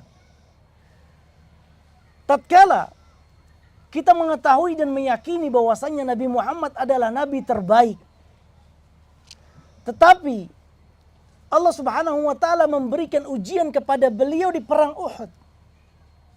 Bukankah Allah Subhanahu wa taala Maha mampu untuk melindungi nabinya? Jika seandainya Allah Subhanahu wa taala mau, maka tidak ada satu bahaya sekecil apapun yang akan menimpa Nabi sallallahu alaihi wasallam. Namun tatkala Allah Subhanahu wa taala menguji Nabi Muhammad sallallahu alaihi wasallam di perang Uhud, tentunya karena satu hikmah yang diinginkan oleh Allah Subhanahu wa taala, yaitu untuk menetapkan bahwa Nabi Muhammad sallallahu alaihi wasallam adalah manusia biasa yang bisa merasakan sakit, ujian seperti halnya yang dirasakan oleh manusia-manusia yang lain. Ya. Kalau Allah Subhanahu wa taala ingin melindungi beliau, maka Allah Subhanahu wa taala telah melindungi beliau tatkala berada di Gua Hira dalam proses perjalanan hijrah beliau bersama Abu Bakar. Bukankah di situ Rasulullah mengatakan innallaha ma'ana, sesungguhnya Allah Subhanahu wa taala bersama kita. Tapi kita dapat satu pelajaran penting dari firman Allah, laisa laka minal amri syai', bahwa bukan urusan yang berkaitan dengan alam semesta ini kembali kepadamu wahai Nabi Muhammad. Yang mengatur semua urusan ini adalah Allah. Tatkala Allah ingin melindungimu, maka engkau akan terlindungi. Tapi tatkala Allah Subhanahu wa taala ingin mengujimu, maka engkau akan diuji. Tapi karena satu hikmah dan tujuan terpenting, yaitu memberikan pelajaran kepada umatnya bahwa Nabi Muhammad SAW adalah manusia biasa. Nabi Muhammad sosok Nabi yang paling mulia, tapi di sisi lain beliau adalah manusia biasa. Nabi Muhammad SAW pernah memperingati umatnya untuk tidak bersikap berlebihan kepada beliau. Kata beliau, "Iyyakum wal ghulu fa inna ma ahlaka man kana qablakumul ghulu fid din." Sesungguhnya atau jauhilah dari kalian sikap berlebihan. Karena sesungguhnya yang menghancurkan umat-umat sebelum kalian adalah sikap berlebihan dalam agama. Dan tatkala para sahabat Nabi SAW ingin mengagungkan Nabi, mereka mengatakan kepada Nabi apa? "Wahai pemimpin kami dan putra tokoh kami. Wahai orang terbaik di antara kami dan putra orang terbaik di antara kami." Apakah Nabi SAW kemudian berbangga dengan pujian tersebut? Tidak. Justru Nabi SAW memperingati para sahabat. "Qulu biqaulikum aw bi ba'di qaulikum." Biasakan kalian tatkala memuji itu biasa dengan ucapan yang biasa kalian gunakan di antara keseharian kalian. Janganlah kalian bersikap berlebihan kepadaku sama seperti halnya orang-orang Nasara bersikap berlebihan kepada Isa ibn Maryam. Jangan sampai setan itu masuk ke dalam darah kalian kemudian menjauhkan kalian dari jalan Allah Subhanahu wa taala. Di sini Nabi SAW bersikap tengah. Dan ini harusnya sebagai sikap seorang muslim dan muslimah kepada Nabi tercinta kita. Menetapkan beliau adalah kekasih Allah, manusia terbaik. Beliau adalah seorang nabi dan penutup para nabi dan rasul. Tapi di sisi lain beliau adalah apa? Beliau adalah manusia biasa. Dari sini kita dapat apa pelajaran dari firman Allah Subhanahu wa taala, "Laisa laka minal amri syai." Sesungguhnya pengaturan alam semesta ini di antaranya yang menimpamu itu bukan urusan kamu wahai Nabi Muhammad. Itu adalah semata-mata urusan Allah Subhanahu wa taala. Allah yang mengatur alam semesta ini. Allah yang menentukan semua yang terjadi kepada hamba-hambanya.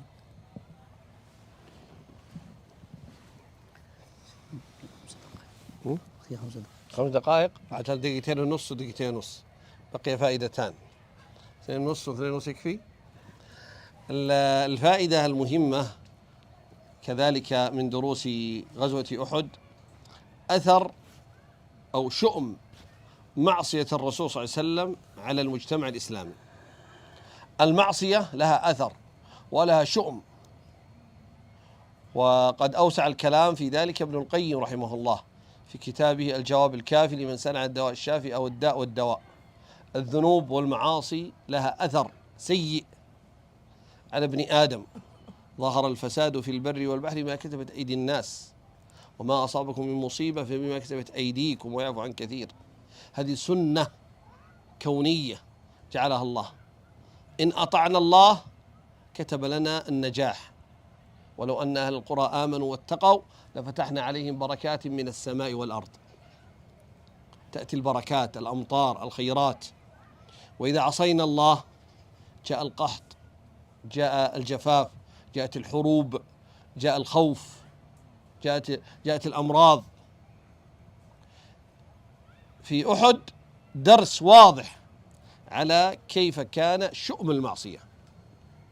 النبي صلى الله عليه وسلم من ترتيبه وحسن قيادته عرف أن هناك جبل وهو ما يسمى بجبل الرماة، اسمه في العربية عند العرب جبل عينين، جبل عينين الذي يسمى الآن جبل الرماة. فلما جاء رتب فجعل 50 صحابيا رماة يحسنون الرمي بالنبل على الجبل، وجعل لهم أميرا عبد الله بن جبير رضي الله عنه، وأوصاهم وصية مكررة: لا تبرحوا مكانكم، لا تبرحوا مكانكم، لا تبرحوا مكانكم، ولو رأيتمونا تتخطفنا الطير، ابقوا هنا مهما كان النتيجة. وأكد الأمر على الأمير: أثبت وثبتهم لا ينزلون، لأنه يعلم صلى الله عليه وسلم بحنكته أن ما دام هناك من هو أعلى سيغلب ما هو أسفل، فهذا مكان استراتيجي مهم.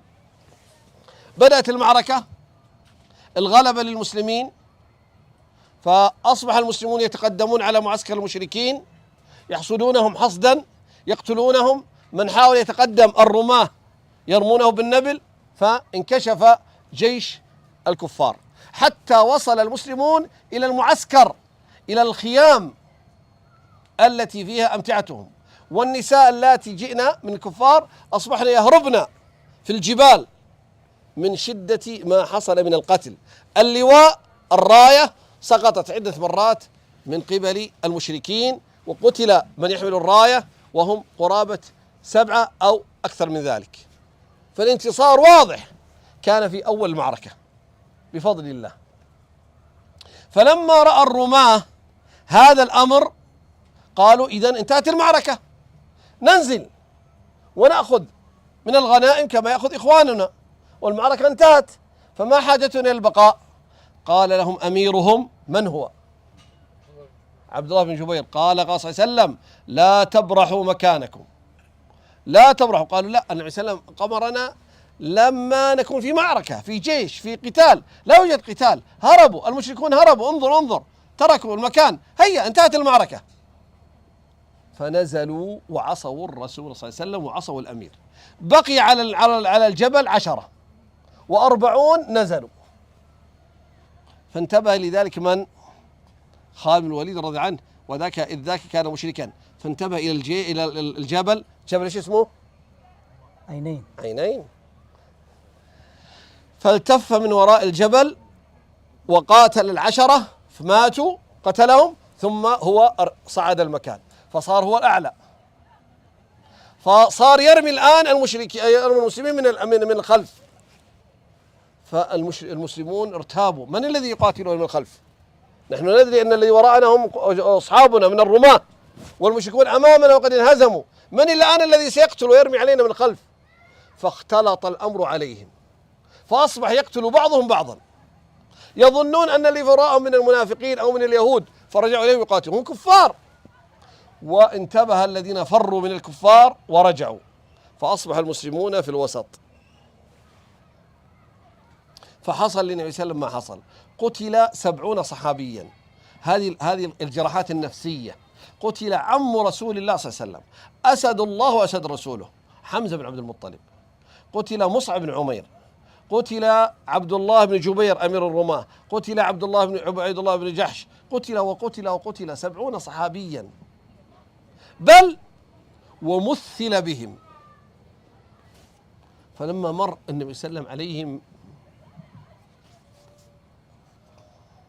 أصحابه، هذا مبقور البطن، وهذا قد قطع أنفه، وهذا قد مثل في عينه، يعني مناظر ينظرها صلى الله عليه وسلم لأصحابه ليس قتل فقط، بل هو تشويه، محاولة انتقام ما كانت العرب تفعله، بسبب أن الرماة خالفوا وعصوا رسول الله صلى الله عليه وسلم، عصوا أميرهم عبد الله بن جبير. يقول العلماء من أكبر دروس السيرة في غزوة أحد أن تعرف يا عبد الله أن مخالفة رسول الله صلى الله عليه وسلم وقعها صعب على الأمة، الهزيمة، القتل، الغلبة للكفار، أشياء كثيرة فقط في معصية واحدة. فكيف بنا نحن الآن وقد عصينا رسول الله صلى الله عليه وسلم في أمور كثيرة، ثم بعد ذلك نطلب العزة والنصر والغلبة. أول شيء علينا أن نغير أنفسنا، أن نصلح أنفسنا بالرجوع إلى الله بالتوبة الصادقة، حينئذ يأتينا النصر ويأتينا العزة، وإلا فنبقى كما حصل للصحابة الكرام. لكن الصحابة لما ذكر الله خبرهم في سورة آل عمران قال تعالى: ولقد صدقكم الله وعده إذ تحسونهم بإذنه حتى إذا فشلتم وتنازعتم في الأمر وعصيتم من بعد ما أراكم ما تحبون منكم من يريد الدنيا الغنائم ومنكم من يريد الآخرة ثم صرفكم عنهم ليبتليكم، اختبار. ثم قال تعالى: ولقد عفى عنكم. ليس لأحد الآن يقول يقلل من قيمة الصحابة ويقول انظر أنتم أصحاب النبي صلى الله عليه وسلم أصحاب دنيا ويحبون الغنائم، قل له اسكت، الله عفى عنهم. الله بنص القرآن قال ولقد عفى عنكم، الله عفى عنهم، ابتلاهم وعفى عنهم. ماذا تريد؟ ايش علاقتك انت في الموضوع؟ يأتي بعض الرافضة فيشكك فيقول انظروا الصحابة حصل منهم كذا وكذا، قل له الله قال ولقد عفى عنكم، ليس لك مدخل. والله ذو فضل على المؤمنين، أثبت إيمانهم. أرجو أن يبقى دقيقتين ونص ولا خلصت؟ لا دقيقتين ونص رابط الأخوات عشان يأخذون حقهم. خلاص ها؟ بقي ترجمة فقط. ترجمة لا باقي عذر نص دقيقة عجل. Baik. Kemudian ini faedah sebelum terakhir ya. Kata beliau الصوت كان مضاعف الصوت. Di antara faedah dari atau pelajaran yang bisa dipetik dari perang Uhud adalah hendaknya setiap muslim dan muslimah itu mengingat bahwa bermaksiat kepada Rasulullah sallallahu alaihi wasallam itu memiliki dampak buruk, dampak negatif yang betul-betul nyata. Dan ini dijelaskan secara panjang lebar oleh Imam Ibnul Qayyim di dalam kitab Ad-Da' wa Dawa, atau dengan nama lain Al-Jawabul Syafi liman sa'ala ani dawa'i syafi, Al-Jawabul Kafi liman sa'ala ani dawa'i syafi. Dan Allah Subhanahu wa taala juga telah menjelaskan di banyak ayat bahwa dosa memiliki dampak yang sangat luar biasa besar. Dan ini di antara pelajaran yang bisa kita petik dari perang Uhud. Coba perhatikan teman-teman sekalian yang dimuliakan Allah Subhanahu wa taala. Di peperangan Uhud, Nabi Shallallahu alaihi wasallam memerintahkan 50 dari pemanah kaum muslimin, pemanah-pemanah yang handal, untuk tetap tinggal di Jabal Ainain. Itu nama aslinya, atau yang dikenal dengan Jabal Rumah, gunung yang merupakan tempat para pemanah. Ya. Nabi Shallallahu alaihi wasallam memperingatkan mereka untuk tidak meninggalkan tempatnya. Sampai 3 kali mengingatkan, la tabrahu makanakum, janganlah kalian tinggalkan tempat kalian, janganlah kalian tinggalkan tempat kalian. 3 kali diulangi oleh Rasulullah sallallahu alaihi wasallam. Bahkan beliau mengatakan, sampai pun kalian melihat burung-burung itu mengerumuni kita, seakan-akan kita sudah kalah, maka janganlah kalian meninggalkan tempat kalian. Dan ketika itu pemanah ini dipimpin oleh Abdullah bin Jubair, ya. Dan ketika itu jumlahnya 50. Di awal peperangan Nabi Shallallahu alaihi wasallam hampir menang. Karena apa? Karena Rasulullah Shallallahu alaihi wasallam menempatkan para pemanah di tempat yang sangat strategis. Bahkan bertubi-tubi orang-orang yang memegang bendera kaum kufar Quraisy itu jatuh kurang lebih sekitar 7 kali. Sampai tentara kaum muslimin itu hampir sampai di tempat orang-orang kufar. Tapi ketika sebagian para pemanah melihat kaum muslimin ya hampir berada atau menyerbu tempat orang-orang kufar Quraisy, turunlah kurang lebih sekitar 40 dari para pemanah. Untuk apa? Untuk datang bersama pasukan Rasulullah sallallahu alaihi wasallam yang ada di bawah. Dan sudah diperingatkan oleh Abdullah bin Jubair. Bukankah Rasulullah sallallahu alaihi wasallam telah memperingatkan kita untuk tidak meninggalkan tempat ini? Tapi sebagian para sahabat bertakwil. Yang diperintahkan oleh Rasulullah sallallahu alaihi wasallam adalah tatkala kita berperang. Tapi sekarang lihat, perang sudah mau selesai. Ya. Mereka ingin mengambil harta rampasan perang. Maka kita hendaknya turun untuk menolong Rasulullah sallallahu alaihi wasallam, membantu untuk mengambil harta rampasan tersebut. Kemudian tinggallah 10 orang dari para pemanah. Di antaranya adalah pimpinannya yaitu Abdullah bin Jubair. Subhanallah. Tatkala 40 orang dari para pemanah turun, disadari oleh Khalid ibn Walid. Khalid ibn Walid ketika itu masih dalam kondisi musyrik. Khalid ibn Walid memutar balik, putar arah, dan mengambil posisi para pemanah kaum muslimin. Hingga akhirnya 10 pemanah yang ada di Gunung Ainain, Jabal Ainain, itu semuanya terbunuh, di antaranya adalah Abdullah bin Jubair. Tatkala Khalid bin Walid bersama pasukannya di atas, maka dengan mudah sekali untuk menghabisi kaum muslimin dengan busur-busur panah. Sampai-sampai kaum muslimin yang ada bersama Rasulullah ketika itu bingung, ini siapa yang menyerang kita dari atas? Sampai mereka menyangka bahwa ini adalah orang-orang munafikun.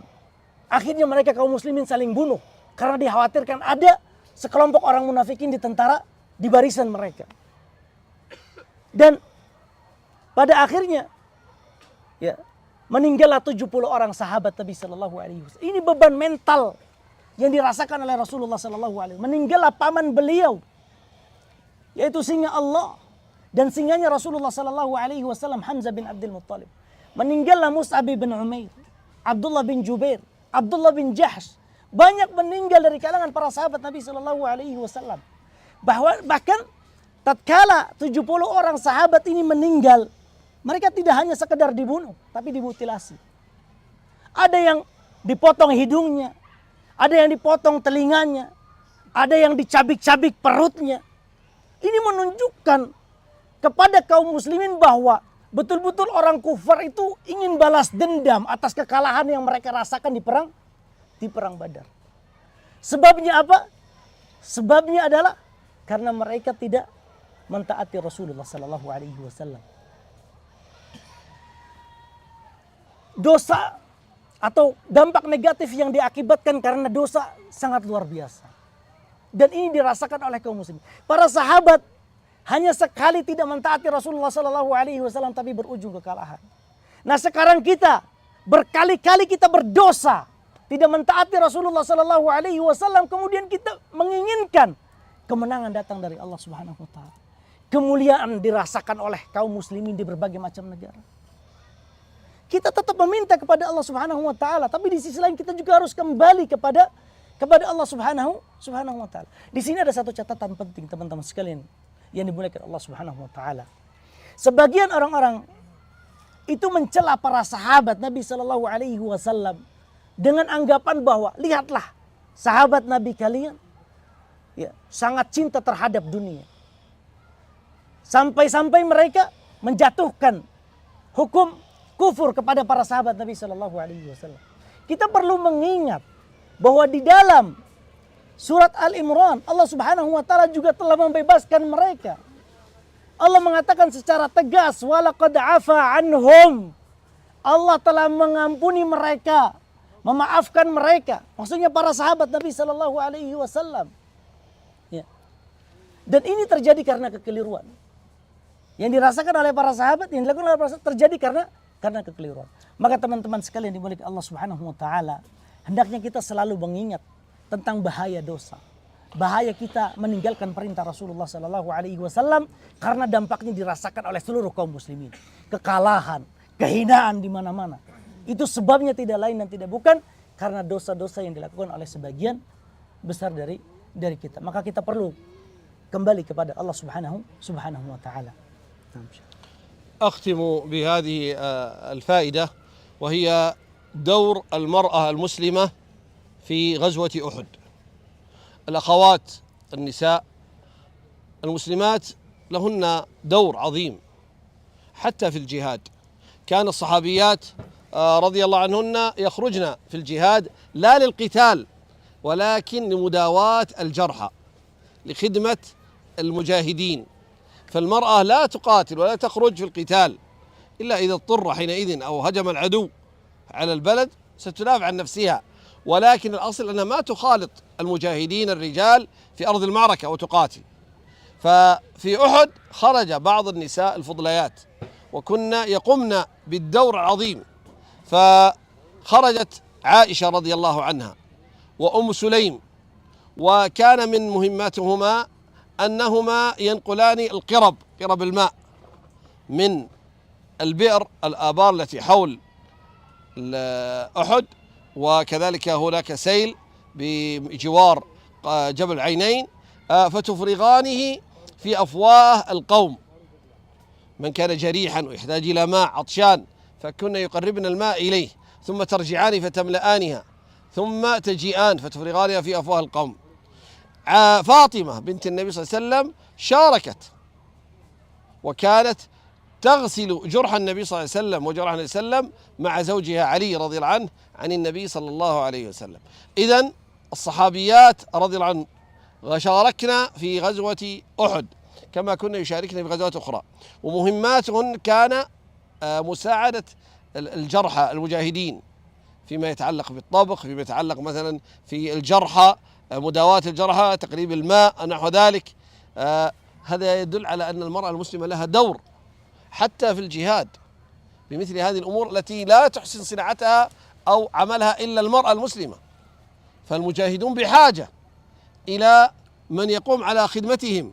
الجهاد لا بد فيه من جراح، لا بد فيه من احتياج إلى أدوية، إلى ضماد، إلى نحو ذلك، إلى من يقرب لهم الماء، إلى من يقرب لهم الطعام ونحو ذلك. المرأة المسلمة تقوم بذلك، وهذا ليس أمر بالسهل، لأنها تقوم في خدمة المجاهدين في سبيل الله تبارك وتعالى. أختي المسلمة، لك شأن عظيم، متى ما كنت بحجابك وحشمتك فلك المكان الأسمى ولك الفضل في أن تنصري دين الله. إن كان الرجل يقاتل بسلاحه وسنانه فأنت تقاتلين بمعنويات. المرأة إذا وقفت أمام الرجل تحث على الجهاد وتربي أبنائها على الجهاد وتربيهم على الخير، مجاهدة. أنت لا تستطيعين أن تأخذ السلاح وتدخلين في أرض المعركة، لكن أنت تستطيعين أن تربي أجيال، تربينهم على العزة، على الكرامة، على محبة النبي صلى الله عليه وسلم، على التضحية لهذا الدين، على القرآن، على السنة، على العقيدة السليمة. الأم مدرسة إذا أعددتها أعددت شعبا طيب العراقي. لا تظني أن أمرك سهل أيتها الأخت المسلمة، بل لك المقام الأسمى. فهؤلاء الرجال إنما هم أبناء أم أو إخوان لأخت أو نحو ذلك ممن تربوا على يد امرأة صالحة فأثمرت لنا هذا الجيل. فأعيد وأكرر، المرأة المسلمة لها دور عظيم في الإسلام، في الدعوة إلى الله تبارك وتعالى، في تنشئة الأبناء، في تقوية الزوج وحثه ودفعه إلى الجهاد وإلى معالي الأمور. أسأل الله تبارك وتعالى أن يوفق الجميع لما يحبه ويرضاه. Insyaallah faedah yang terakhir yang bisa kita petik bahwa dari perang Uhud kita juga bisa mengambil satu pelajaran tentang peran kaum wanita di dalam menjalankan agama Allah Subhanahu wa taala. Kaum wanita memiliki peran yang sangat luar biasa bahkan dalam jihad. Di peperangan Uhud ada beberapa sahabiyah, wanita dari kalangan para sahabat itu ikut serta menghadiri peperangan tersebut. Bukan untuk berperang, akan tetapi untuk memberikan pengobatan kepada para pejuang-pejuang sahabat yang berperang bersama Nabi SAW ketika mereka terluka. Di antara yang ikut turun dalam perang Uhud adalah Aisyah radhiyallahu anha, Ummu Sulaim, dan juga Fatimah radhiyallahu anha. Apa yang dilakukan oleh Aisyah dan Ummu Sulaim? Mereka bolak-balik mengambil air dengan bejananya. Dengan tujuan apa? Untuk mengobati para sahabat yang terluka. Memberikan minum kepada para sahabat yang terluka. Ini menunjukkan bahwa kaum wanita bukan tidak memiliki peran dalam agama Islam. Kaum wanita memiliki peran yang sangat luar biasa. Seorang wanita diperintahkan untuk berjihad. Berjihad di jalan Allah Subhanahu wa taala. Tapi bukan dengan berperang. Jihadnya kaum wanita adalah mempersiapkan generasi dari umat Islam menjadi generasi yang terbaik. Seorang ibu adalah madrasah. Tatkala dia berhasil untuk mendidik generasi, maka generasi tersebut akan menjadi generasi terbaik. Para pejuang yang berjuang bersama Nabi SAW tidak lain, mereka adalah putra-putra dari seorang ibu atau saudara lelaki dari kaum wanita. Maka di sini kata beliau, hafizahullah taala, bahwa hendaknya kaum wanita muslimah dengan sifat malunya dan menjaga auratnya, itu ikut berperan dalam memperjuangkan agama Allah Subhanahu wa taala. Bentuknya apa? Bentuknya adalah dengan mempraktekkan agama Allah Subhanahu wa taala pada diri mereka dan mempersiapkan generasi terbaik yang bisa berjuang untuk membela agama Allah Subhanahu wa taala. Dan ini bukan peran yang mudah. Ini bukan kerjaan yang tidak sulit. Pekerjaan yang membutuhkan keseriusan, yang membutuhkan tingkat fokus yang tinggi sehingga mereka bisa berhasil mendidik anak-anak mereka untuk semangat berjihad, semangat membela agama Allah, semangat menerapkan sunnah-sunnah Nabi Sallallahu Alaihi Wasallam. Maka seorang ibu yang mendidik anak-anak mereka untuk bisa bersemangat dalam memperjuangkan agama Allah Subhanahu wa taala dan mengamalkan sunnah Nabi Sallallahu Alaihi Wasallam, mereka adalah mujahidah. Mereka adalah seorang mujahidah. Maka kata beliau, di akhir kata beliau meminta kepada Allah Subhanahu wa taala, semoga Allah Subhanahu wa taala senantiasa memberikan kita taufiknya untuk terus menjalankan kegiatan dan amal saleh yang dicintai oleh Allah Subhanahu wa taala dan diridainya. Jazakumullah khair. Jazakumullah khair. أخرناهم.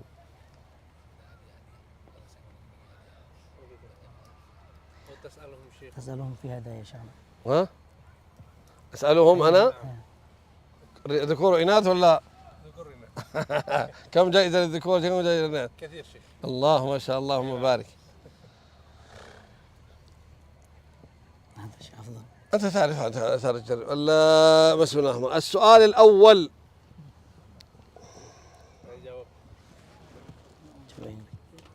ذكر الله تبارك وتعالى قصة غزوة أحد في القرآن الكريم. ذكر الله قصة غزوة أحد في القرآن الكريم في أي سورة؟ في أي سورة؟ Pertanyaannya ya, Allah Subhanahu wa taala menceritakan tentang sebagian kisah tentang perang Uhud di dalam Al-Qur'an. Diceritakan di dalam surat apa? Syekh, اختار واحد منهم. أنت أدرى بهم، أنت أعرف بهم، ما تدريني. ما أدري. أنت يا أخي. yang belum dapat hadiah. لا أي شيء؟ أي واحد. لا يعني بعضهم قد يكون في تأليف قلب أحسن. إذا في تأليف قلب أحسن من نختار يكون بعض الطلاب يكون من نفس الحملة، من الذين يعني يعملون في الحملة. تعرف يا أخي.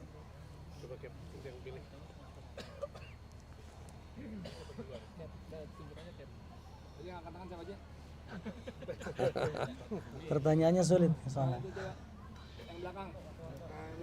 Ya Pak. Di dalam surat apa Pak? Al-Maidah. La la la la la la. Maidah la la la la la. Ay Maidah, Maidah la. Maidah la. Bukan surat Al-Maidah ya jawabannya. Jawab la. Ha? Yang kiri itu, yang baju merah. Abu Jumairah? Hijau. Tapi hijau.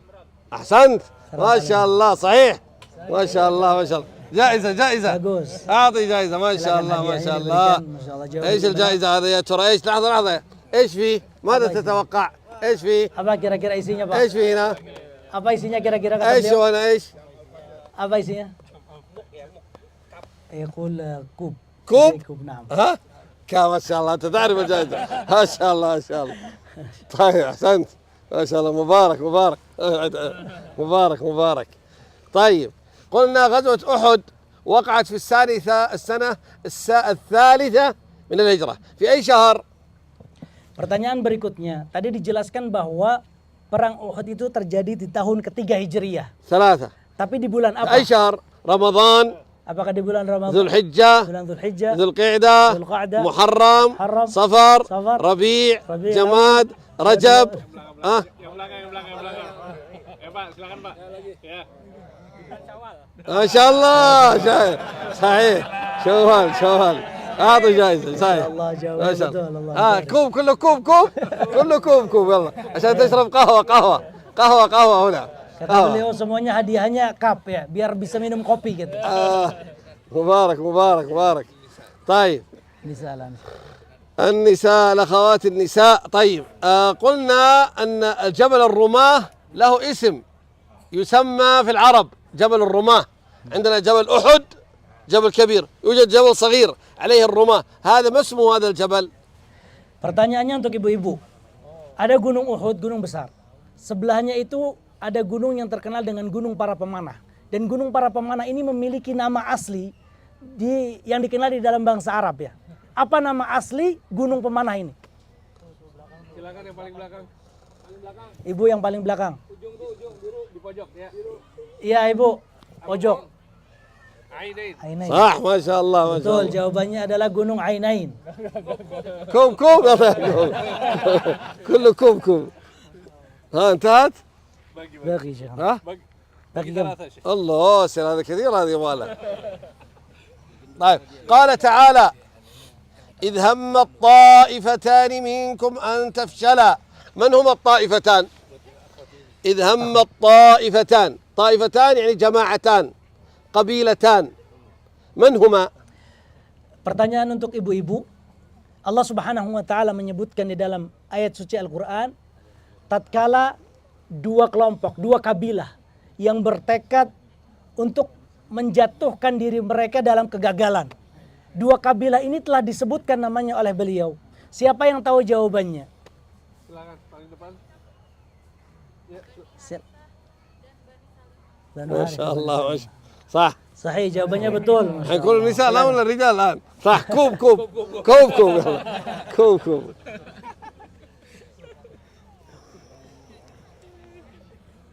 Saya اثنين هنا اثنين. ها؟ سؤالان لهم سؤالان لهم. بقي ثاني. بقي واحد. Bagi eثنين. بقي اثنين كذلك. مصحف. مصحف مصحف ما شاء الله، مصاحف الآن مصاحف. Iya, sekarang hadiahnya Al-Qur'an.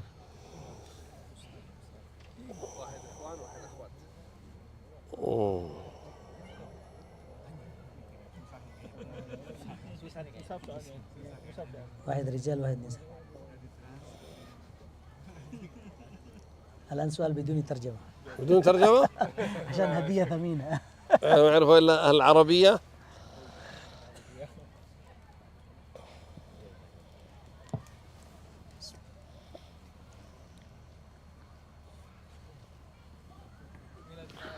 ها؟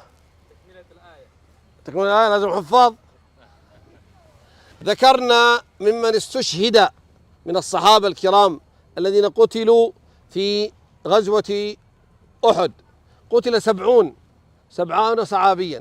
اذكر ثلاثة منهم، اذكر ثلاثة من الصحابة الذين قتلوا في غزوة أحد، ثلاثة.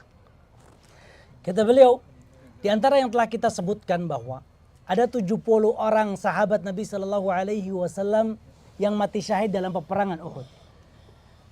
Beberapa namanya telah disebutkan. Beliau ingin ada di antara antum yang bisa menjawab dan menyebutkan 3 orang, 3 nama dari 70 tersebut yang mati syahid di peperangan Uhud. Pak Jody yang mati syahid. Ya. Hamzah, kemudian Mus'ab bin Umair. Yang ketiga adalah Abdullah bin Zubair. جبير ولا الزبير؟ Abdullah bin Jubair atau Zubair? جبير ولا زبير؟ Jubair. أحسنت صح ما شاء الله. مصحف؟ ما شاء الله Jawabannya ما شاء betul الله. ya, disebutkan tadi Allah Hamzah, يبارك ما شاء الله. Mus'ab bin Umair dan juga Abdullah bin ما شاء Jubair. الله يبارك. مبارك مبارك ما شاء الله، حياكم الله. أهلا وسهلا. آخر سؤال شيخنا للنساء.